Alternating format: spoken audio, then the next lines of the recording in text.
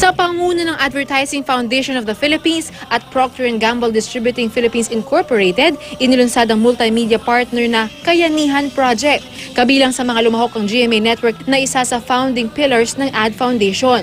Kumatawan sa Kapuso Network si Lizelle Maralag, ang President and COO for GMA Marketing and Productions Incorporated.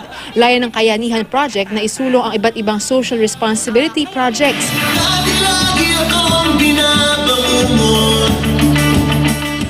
Galing daw ang kayanihan sa salitang bayanihan at sa kaya nating attitude ng mga Pinoy.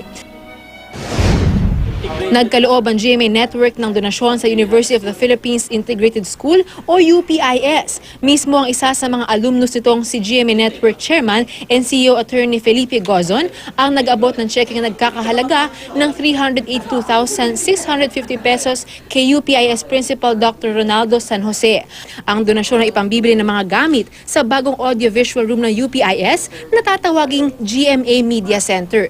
Bilang pasasalamat, hinandugan ng UPIS ng plaque of appreciation ang Kapuso Network. Ang UPIS ay isang magaling na eskwelahan at dapat yan ay talaga ipagpatuloy at dapat natin tulungan. On behalf of UPIS faculty, staff, and students, maraming salamat dahil itong donation ng GMA Network ay malaki ang kapupuntahan.